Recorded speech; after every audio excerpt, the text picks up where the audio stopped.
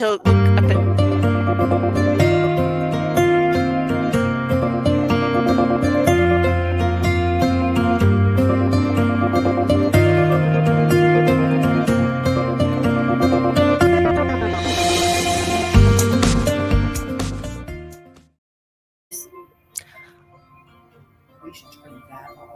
and we are live. Good afternoon, everybody. Welcome to the first medical disaster management video film festival. Tonight, what you're going to see, we're having just a little problem with audio real quick. Hang on just a second. Okay, I'll be heading.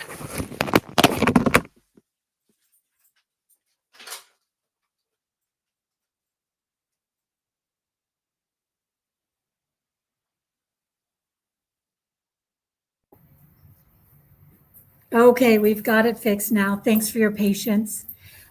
So what you're seeing tonight are videos that are created by teams of students who are taking the medical disaster management course that is part of the Bachelor's in Health Sciences degree. So if you were in that degree, you would likely take this course, and this would be one of your assignments. This is their final project.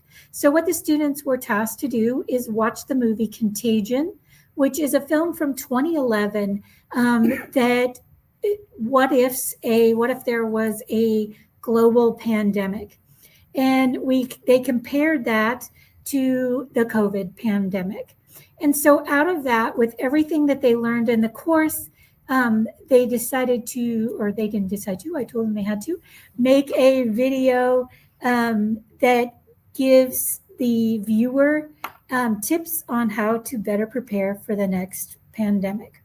With me here in the Altamont Library, I have Professor Cricket Moore, who is our expert judge. She is a professor in the public safety realm. And I also have with me Dr. Elena Soltal, who is a librarian here at Altamont. So with no further ado, let's jump into the first video. After each video, you'll see a QR code on the screen or a link in the chat where you can vote. We'll give you a few minutes to vote on each film, and then we'll move on to the next one. Each video is about 6 minutes in length. All right, let's go.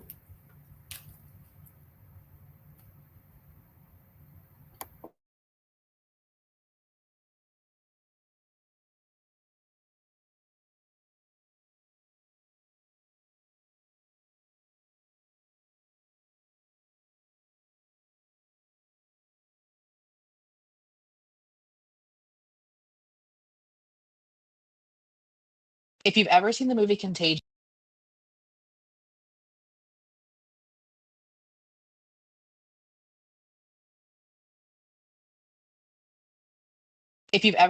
Contagion, you know how eerily real it feels. A fast spreading virus, confusion, panic buying, and people trying to survive while information and fear spreads just as quickly as the disease itself. What's striking is how unprepared many characters were, not just medically, but mentally and socially. So the question isn't if, but what will we do differently?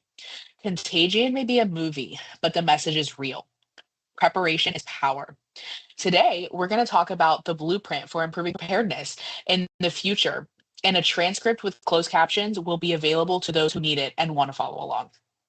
Welcome to the Readiness Shift. I'm your host, Emma Nafke, and with me is an expert in medical disasters and preparedness, Gabrielle Elise Rodriguez. Thank you for being here. Hey, thank you so much for having me. Let's start with mindset. How does being proactive rather than reactive to pandemic news help reduce fear and build resilience? So, when you're reactive, the mind is driven by panic and scarcity. You feel like a passenger on a turbulent flight with no control. But when you pivot yourself to being proactive, you start to plan. You decide where you get your information, where you get your supplies, and how you contact your loved ones. That shift, while not easy, makes people less fearful and makes your personal village a lot stronger. I love that. And on that note, how can small acts of connection, like checking on a neighbor, build a stronger community network in a crisis? Good question. So, those small check ins, even the virtual ones, do three major things for people. They turn strangers into a developing village, they fight loneliness and anxiety, they build what's called a collective efficacy. That a shared belief in teamwork and trust works out. Every connection that you make recharges that trust battery that wears thin during times of uncertainty like a pandemic. That leads us perfectly into preventative measures. We all saw empty shelves. How did fear and uncertainty contribute to that panic of buying?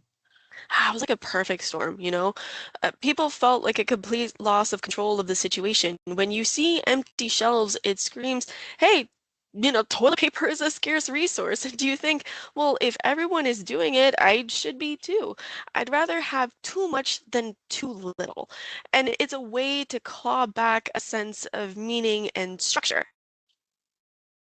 So, what's a practical strategy for a balanced pantry without resorting to hoarding? The best thing that you can do is practice first in and first out methods. Use your oldest items first and then keep a modest backup of staples that you use often and then restock what you've used. This keeps you ready without bulk items from Costco like taking over your entire house. That makes total sense. And why is this mindful preparation so important for the whole community? Panic buying at your local grocer creates artificial scarcity, which hurts everyone and makes the community around you feel a lot less secure during times of crisis. But having a strategy like first in and first out build your personal resilience without harming others in the process. So when you're prepared, you can be part of the solution instead of the problem, even helping your neighbors get supplies that they couldn't get, which strengthens the entire community with one small act. Now, let's talk about mental health, which was huge. How did isolation affect us, and what strategies can help next time? For many, physical distancing felt like complete social isolation for many. So it led to being lonely and being anxious and being depressed.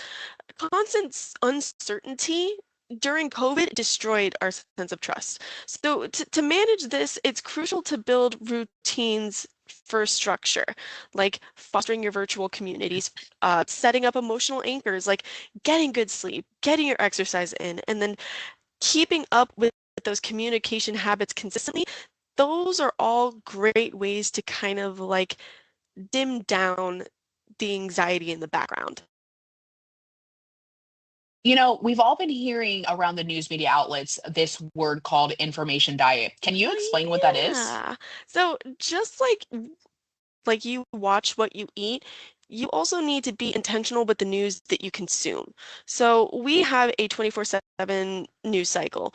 There's a bunch of alarming headlines, and I mean, it's like a surefire way to spark fear in anybody, right? So choose a few reliable sources, your chefs, if you will, and then maybe check in with it once or twice a day. And then for like the sensational, repetitive news that you see, informational junk food, completely avoid it. And it does wonders for your mental and emotional health and then lets you focus on your life actually happening in front of you. Finally, let's take consideration of people with disabilities. Why is something like a health binder so important? Think of it like a medical go bag. It's a single place, whether it's a binder or a digital folder on your smart device with all of your critical information. I'm talking medications, allergies, emergency contacts, and your medical history. And in an emergency, it ensures that you get fast and correct care that you need, especially if you're stressed or you can't communicate what you need. My tip is to keep both a digital and a physical copy with you. Hmm, that's good. And what about ensuring access to essential medical equipment during a power outage? Create a layered backup plan. Make sure that you have a backup power source like a generator or a high Mm. capacity battery that is charged. Then, if you haven't done so already, register with your utility company as medically dependent so they can prioritize you to restoring services. And don't do it alone.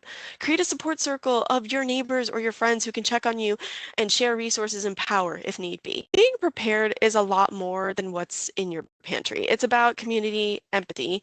It's the shift from fear to planning and being ready for anything.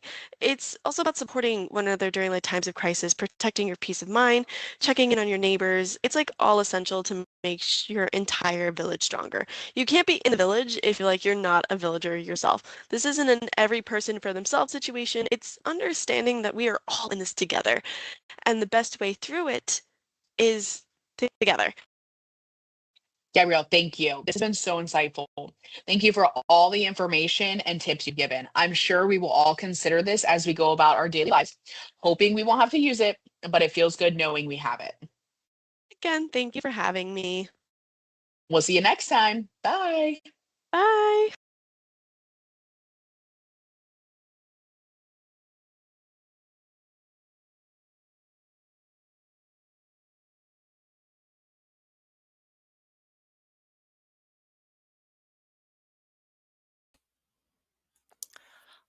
All right, everyone. Let me get everybody back on stage. All right. How about that? There we go. So now I am going to put on on the screen a QR code. You'll also see a URL in chat, and you can then please fill out the survey so that we can then we'll use that to rank all of the videos so that we can then figure out the winner. So let me put all right, so you should be seeing right now the QR code, and it does not let me remove myself from the screen.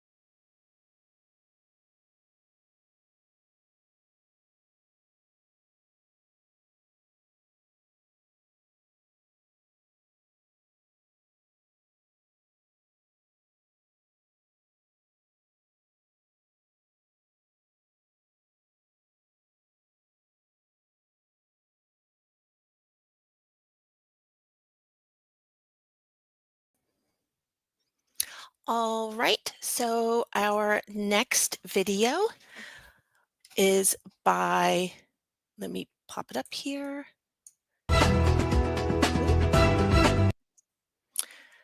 And I apologize for how choppy I am on this, but our next video is by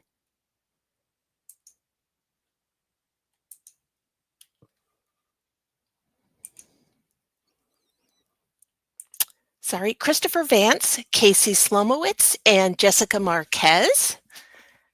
And so now let's watch their video.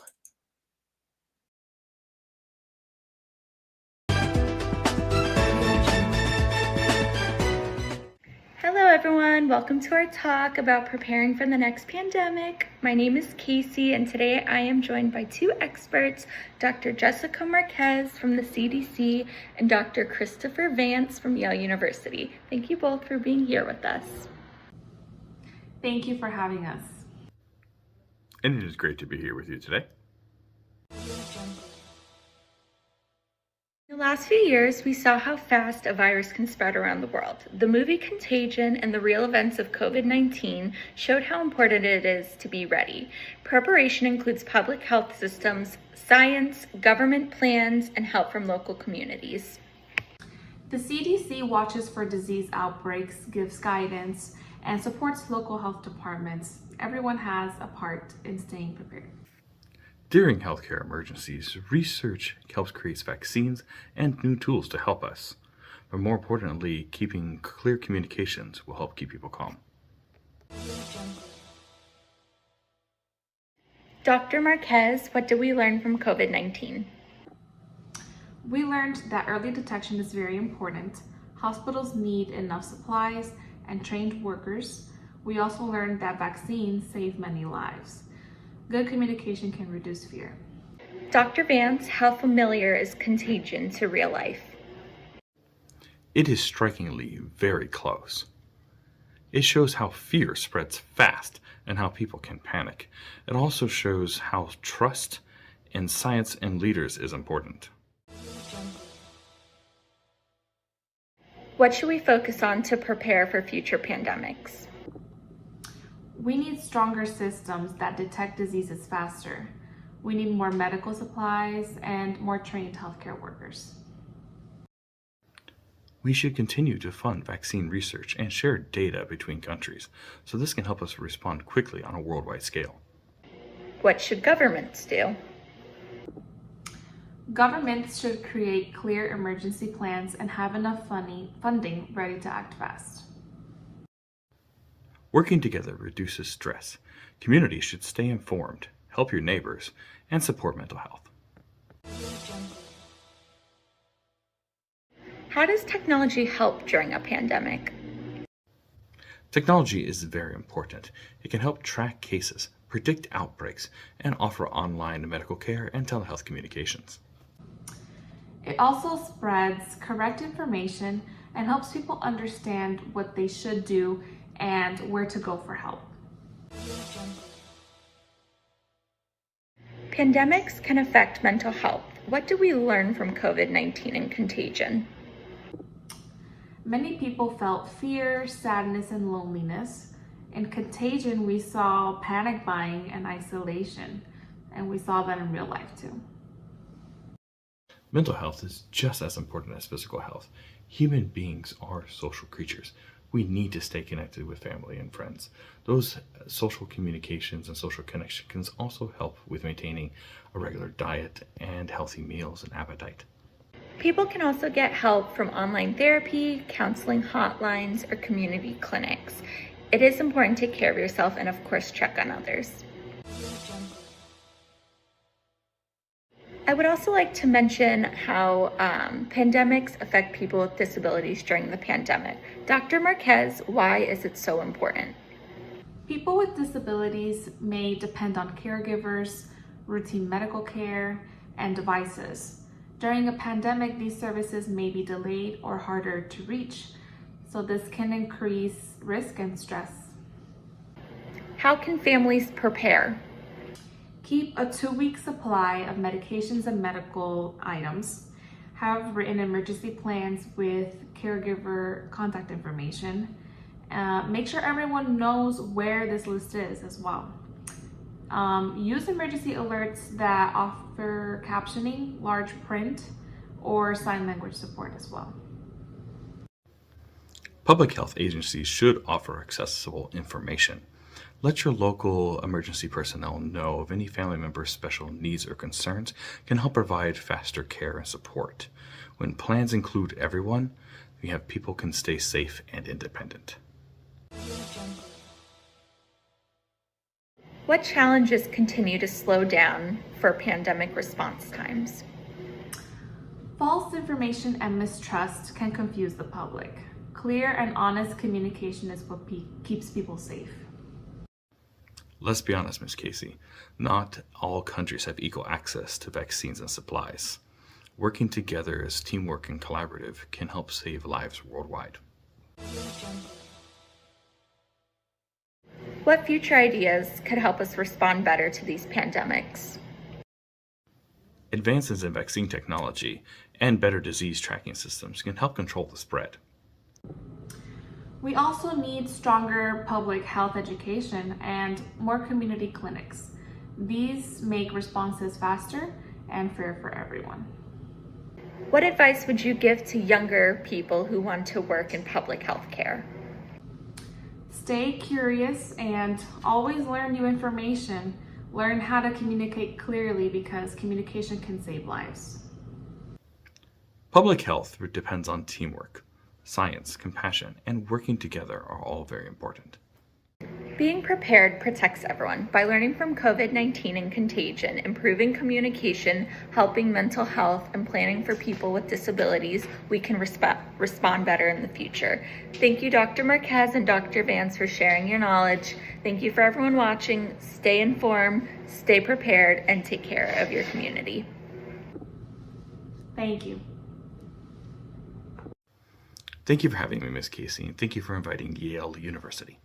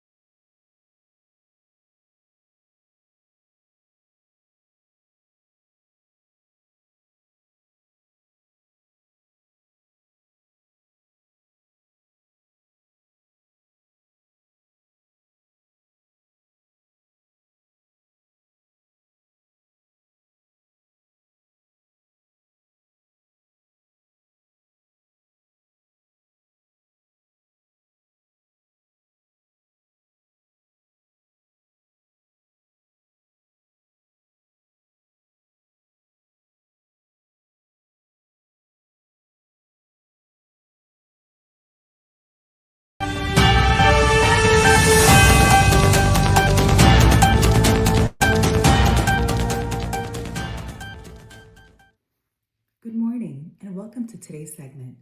My name is Jared, and I will be your host. Today, we'll be discussing a topic that is very important and impacts everyone: pandemics. What did we learn from COVID 19? And even movies like Contagion. More importantly, how can we be better prepared and be ready for the next one? Joining me today is Jalen, a public health expert, here to give us some tips and insight on pandemics. Welcome, Jalen. Thank you for having me. Thank you for being with us today. Let's start with the movie Contagion, where a deadly virus spread worldwide in a matter of days from one person. How realistic was it compared to what we actually went through in COVID-19? Honestly, Contagion was surprisingly accurate. The way the virus spread rapidly, the global panic, the way the government struggled to even keep up with testings and vaccines. This movie mirrored exactly what happened to us during COVID-19. Within a few weeks, the cases, they were spreading across the continents. That is very much what we experienced during COVID-19. In the movie, we saw people panicking, spreading misinformation, and even rioting. Did you see similar things during COVID-19? Definitely. COVID-19 caused fear, confusion. There was a lot of misinformation, even from social media posting about false cures. There was a lot of conspiracy theories about vaccines. This just shows how important communication is in any future pandemic. That is very true. Now, what did you learn about government preparedness during COVID-19? We learned that many systems weren't prepared for something this big. Early communication caused confusion. Mental health wasn't prioritized.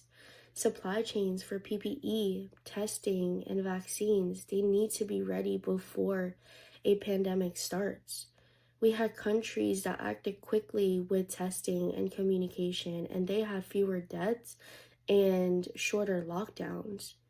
In the future, I would just tell people to keep essentials such as hand sanitizer, mask, and even basic medication, because preparedness can truly save lives.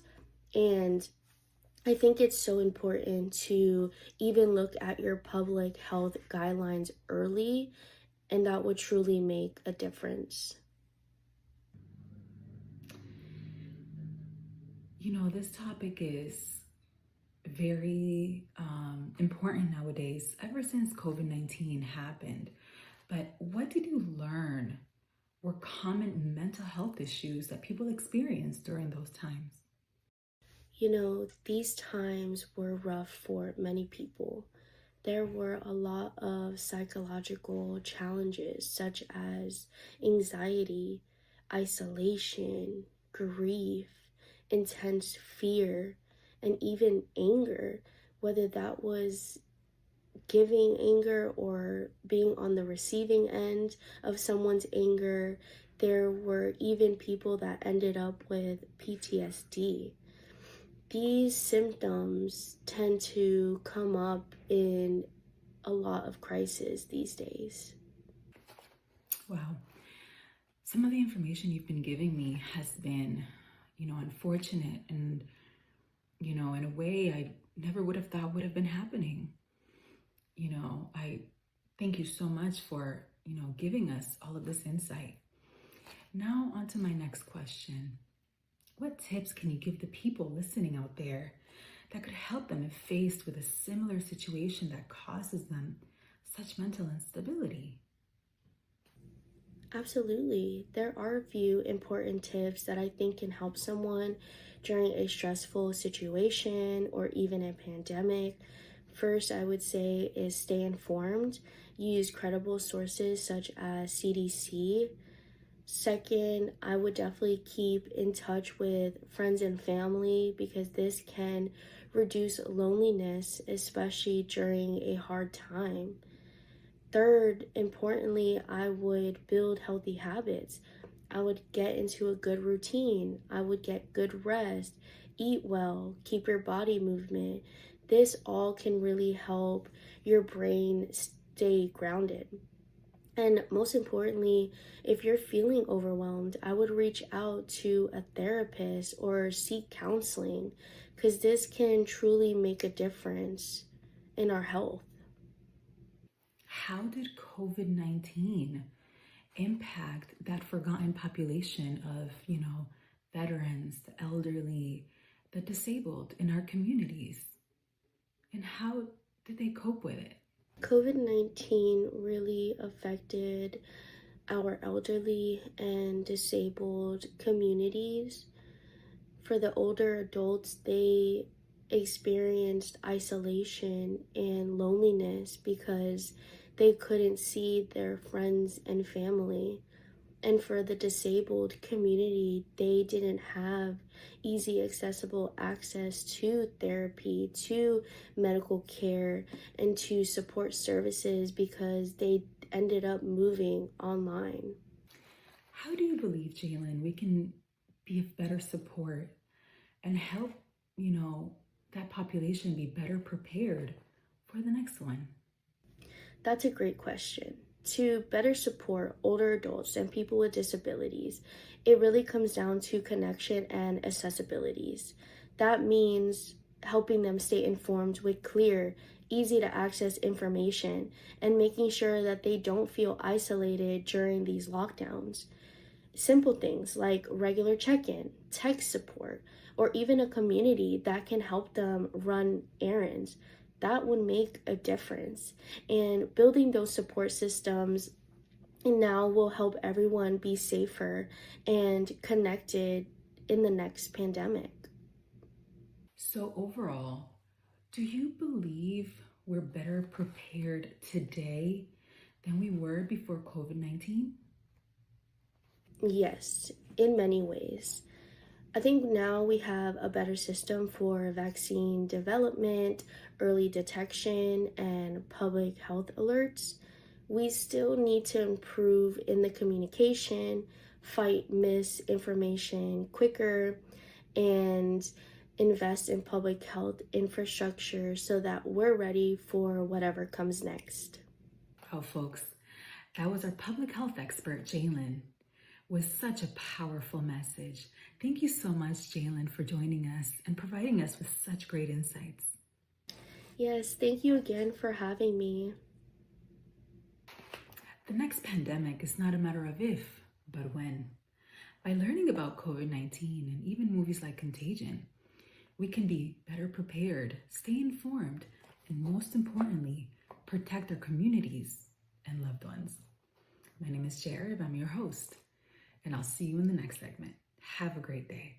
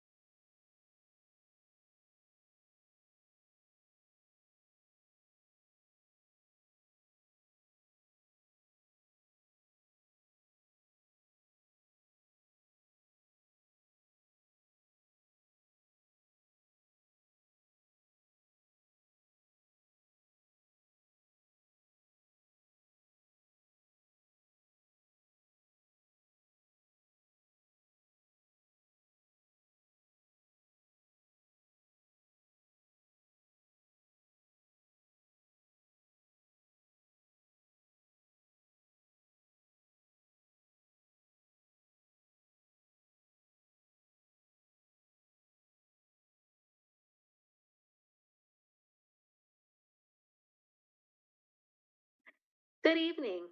I'm Andrea Wilson. And I'm Allison Sloan. When a pandemic or disaster hits, most people think about food, water, and medical care. But there's another layer we can't afford to overlook: our mental health. Emotional stress can be just as harmful as physical illness, and planning for it can save lives. Tonight, we'll break down how to prepare your home, protect your health, fight misinformation, and build stronger communities. We will also highlight strategies to support mental well-being, especially for vulnerable groups.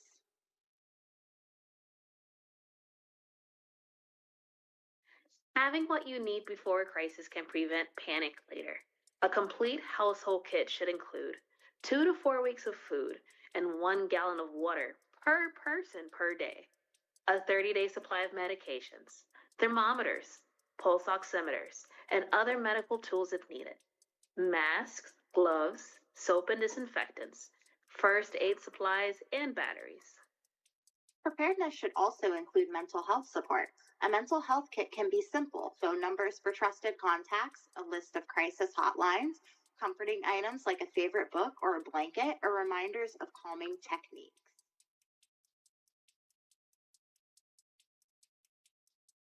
In every public health crisis, misinformation spreads almost as fast as the disease itself. Myths include masks don't work, which they do, vaccines make you sick, they prevent severe illness, disinfectants can be used on the body, which is extremely unsafe, and unverified remedies work, which it's been proven that they don't. Accurate information from trusted sources like CDC and WHO helps keep communities calm. During COVID-19, fear and misinformation made mental health problems worse. Clear messaging can prevent unnecessary anxiety. Accessible communication, captions, braille, plain language ensures everyone gets life-saving facts.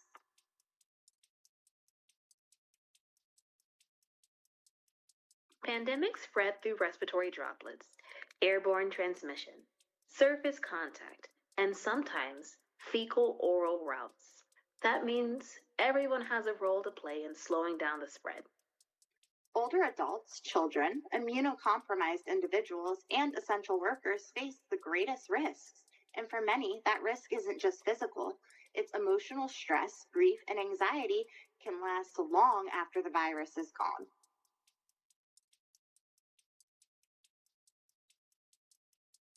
Monitoring and isolation is very important. If someone in your home gets sick, use a separate room and bathroom. Mask up and disinfect surfaces often. Monitor oxygen levels and seek care if oxygen drops below 94%. And don't forget the emotional side. Isolation can lead to stress, anxiety, or depression.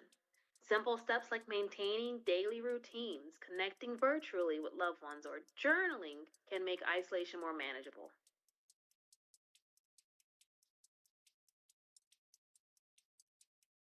Here are 6 actions every household can take to protect both physical and mental health.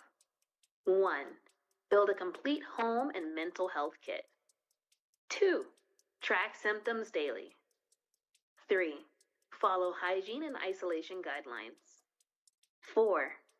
Stay updated on vaccines and health advisories. 5. Support your emotional well-being. And 6. Check in on neighbors and vulnerable groups. For people with disabilities, that means planning for caregivers, communication access, and backup power for essential equipment.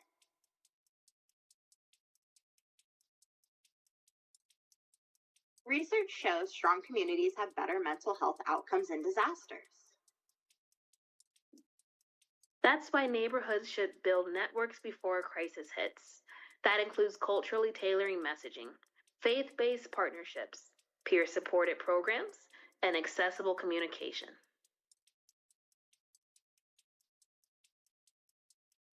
Here are simple, effective ways individuals can protect their emotional well-being. Stay connected with loved ones. Limit disaster news exposure. Keep a daily routine. Use mindfulness, journaling, or breathing exercises. Keep a mental health kit. Seek help early if symptoms persist. Stress reactions after disasters are normal, but if sadness or anxiety lingers, reaching out to a professional can help prevent more serious problems like PTSD or depression.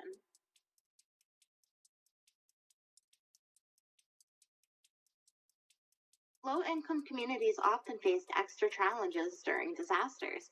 Economic hardship increases vulnerability to stress and trauma. Here are some community strategies that work. Partnering with local churches and food banks to pair emotional support with essentials, building peer support networks and trained volunteers can also help.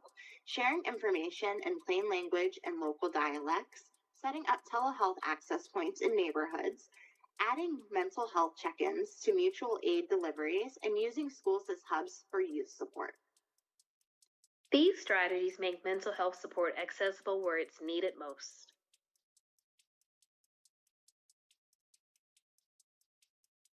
To protect mental health at scale, we need more than good intentions. We need systems that work. That means training volunteers and faith leaders to check in on vulnerable individuals, including mental health service and disaster plans, providing psychological first aid training for responders, launching public education campaigns to reduce stigma. When these strategies are in place, entire communities recover faster and stronger.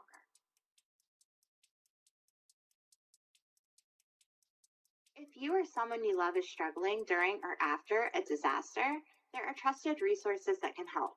CDC Disaster Mental Health website is one of them. The NAMI website is another, and the SAM HSA website. Locally, people with disabilities can register with the Florida Special Needs Registry, access Florida Department of Health shelters, and connect with Disability Rights Florida and Centers for Independent Living for support.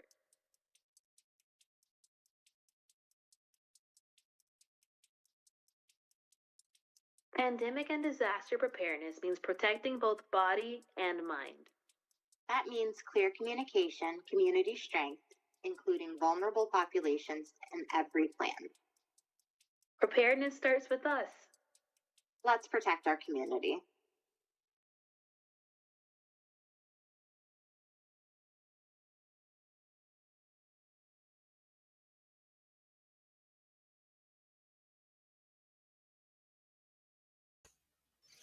All right, that video was by Audrea Wilson and Allison Sloan.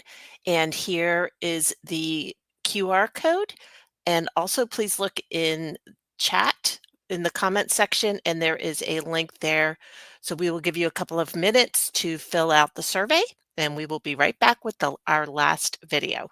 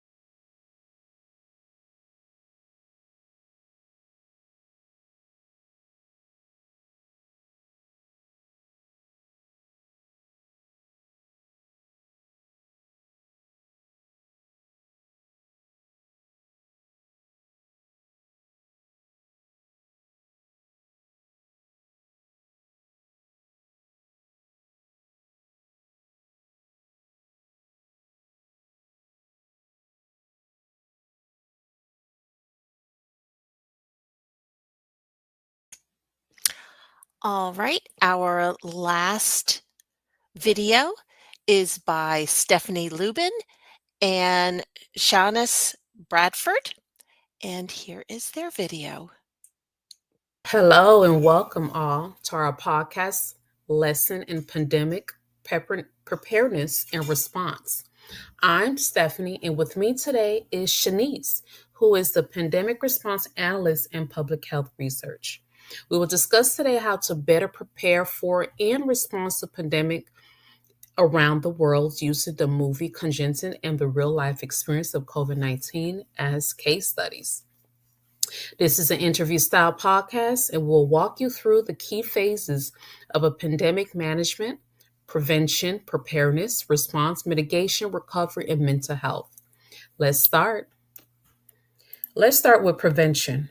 Contagion begins with a spillover of a virus from animals to humans. Can you explain the zoonotic spillover?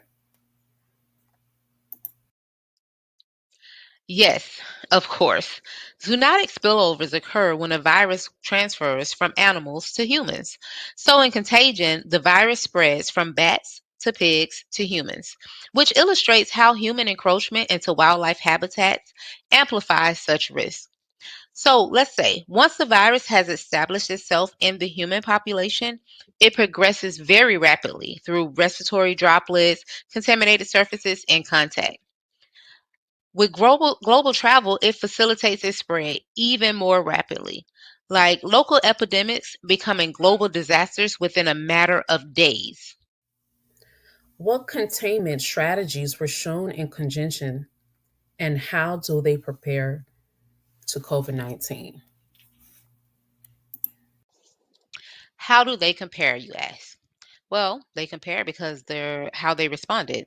Isolation, quarantine, school closures, and restriction on gatherings were present in both pandemics. Public reaction was hysterical. It went to panic buying, hoarding, and evacuating cities that added to the misery. Communication was not up to par. In Contagion, the government's inadequate communication led to conspiracy theories and mistrust. COVID-19 was no better with the infodemic, where misinformation was spread rapidly on the internet. Both pandemics underscored shortfalls in inclusive preparedness. Emergency communication and healthcare were not necessarily provided to people with disabilities. Future planning must include accessible formats such as sign language, interpretation, captioning, and plain language summaries. At least, emergency sheltering and healthcare facilities must become accessible to individuals with mobility aids and those with sensory sensitivities. Inclusive readiness calls for creating systems that work for everyone, including those with physical, sensory, cognitive, and mental health disabilities. Communication was a huge problem. In Contagion, unclear communication by the authorities bred conspiracy and suspicion. In COVID 19, where rapid spread misinformation was spread all over the internet. Inclusive preparedness is essential. How can we ensure that people with disabilities are fully supported during pandemics? That is a great question. COVID 19 and Contagion have revealed huge gaps in making emergency healthcare and communication accessible to individuals with disabilities. To effectively prepare for pandemics in the future, we must design systems that are accessible from the outset, not as an afterthought. Be proactive, not reactive. This involves presenting information in plain language, providing sign language interpretation, captioning, and accommodating sensory and cognitive needs. Emergency shelters and health centers must be prepared to provide mobility aids and accommodate individuals with sensory sensitivities. Inclusive preparation involves creating systems that cater to everyone. And the response, which government missionaries played the biggest role? Well, in Contagion, the CDC handled research and vaccine development, and the World Health Organization handled international efforts. Public communication and closures were handled by the local health departments.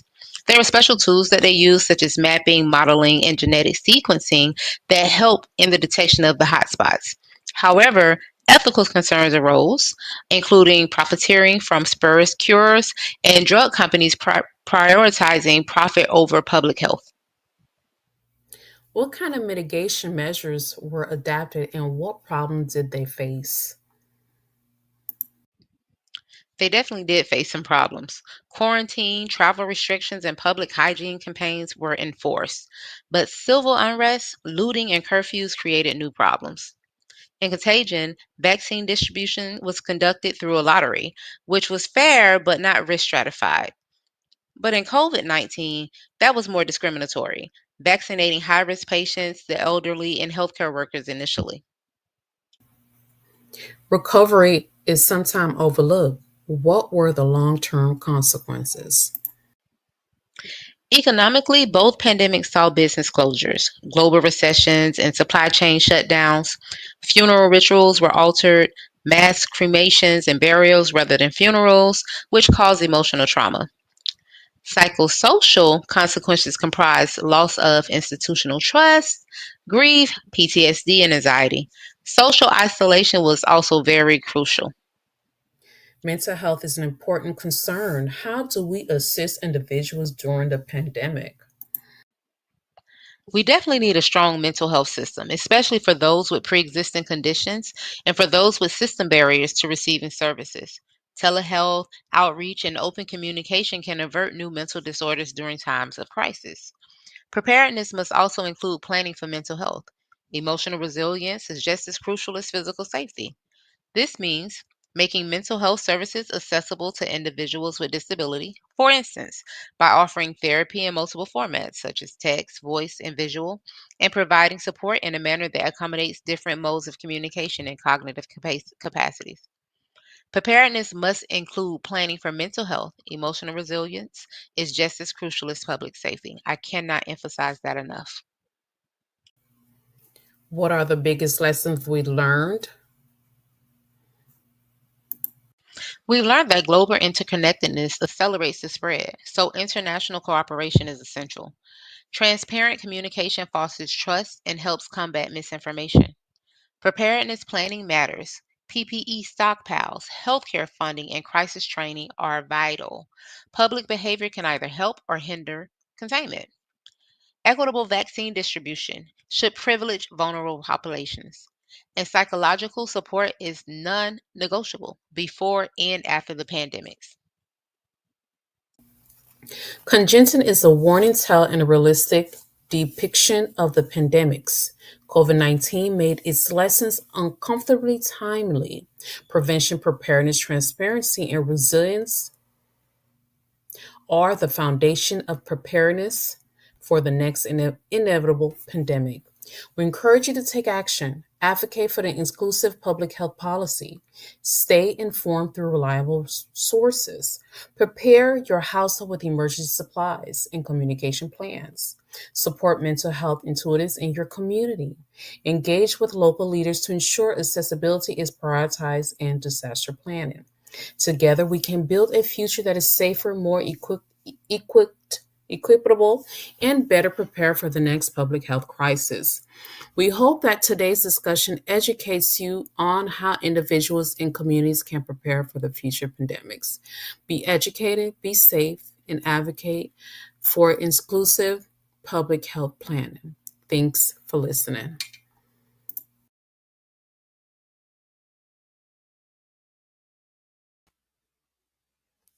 All right. And that was our last video in this film festival.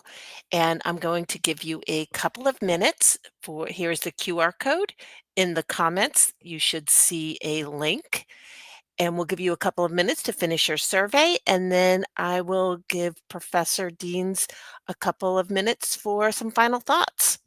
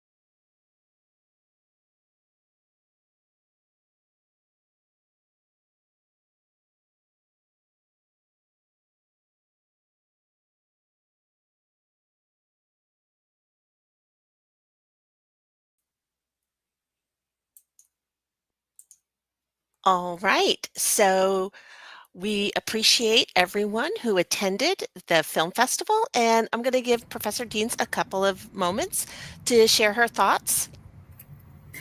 I am so overall proud of our students for taking on this project. They worked really hard all semester on this project, and I'm glad that they got to share that information with you as well. I hope you feel a little more prepared for the next disaster.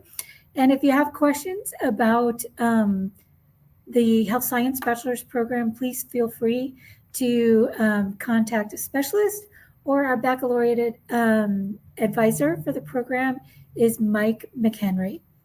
Or you can contact me. My email is deans, DEANS, S at seminolestate.edu.